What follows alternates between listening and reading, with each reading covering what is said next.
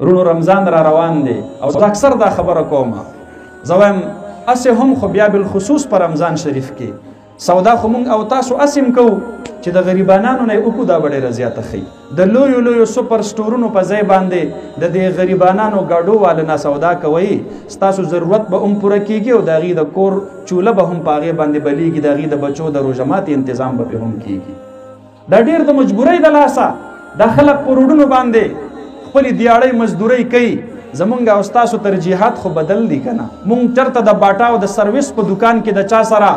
مازغه نه دي خوټ کړي چې بیا را سره اوکا چې څومره بیل را لرو باسلو بسم اقبل ور لورکو خو د ټماټرو د گاډۍ او د ساګو والا سره به مونږ لس منټه لګیایو په یوه ګیډۍ باندې ور سره مونږ ځان له مازغه خورو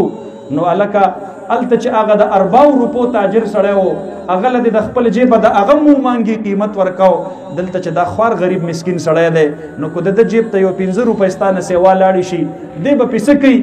خو د بچو د روزمات تنظیم به پیوشي او بالخصوص درته وایم رونو دا کم ماشومان چې د روډونو په غاړه باندې مزدورۍ ته ناست وي څوک اچار یې په دې وړو وړو شاپرو کې بند کړي او خرڅوي او څوک ایشېدلې اګۍ خرڅوي څوک ایشېدلې چولې خرڅوي او څوک پکوړې کوي تاسو د دغه ماشوم بیک ګراوند وګورئ یا به پلار مړی دی به یتیم او یا به پلار نه جوړی د کور د کفالت به څوک نه د سبق او د تعلیم وخت دی چې مور د روډ تر وباسلې دی او دلته کېنولې دی د ډېرې ناچارۍ د لاسه داسې ماشومان مه اګنور کوئ چې دا په سوال نه عادت کېږي دا په غلا نه عادت کېږي د داسې ماشومانو حوصله افزایي کوئ د مور ډېره حیاداره ده هغې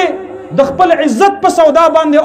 د خپل بچو له روزي ګټلې شوله هغه په کور په حیا په پرده کې تور سره کېناستله او دا ماشوم بچی یې تاله روډ ته راوباسلو تاله الله سر سترګې درکړي دي ته چې د لوی جنرال سټور نه سپر سټور نه سودا کې د دې ماشوم نه سودا وکا د ډیر د ناچارۍ د لاسه دلته ناست دی او د په ګټه وټه باندې به د یوې کونډې زنانه د روژماتي تنظیم کیږي د په ګټه وټه به په دغه کور کې د یتیمانانو بچو د هغې د خوراک او د روزۍ تنظیم کیږي او ډیر پکې داسې وي چې ماښام کله کور ته ځي چا ورته په روغه ورځ کې په شا نه کتلي او سودا یې ترېنه نه اخیستلي هغه چې څه څیز یې راوړی د کور نه کور ته روغ رمټ مور ته مخې ته کېږي مورې خلکو د لویو لویو دوکانونو نه سودا کوله ما ته چا شاته نه کتل ما خو چې څه وړي وو هغه مې واپس راوړل مور یې په دغه وخت کې الله رب العالمین نه ګیله شروع کړي ربا د دې ماشومانو بچو ګټې ته دې الله کېنولم غریبانانو سره مرسته او تعاون دا د روژې درس دی امت مسلمه ته د نورو خلقو د لوږې احساس وکړه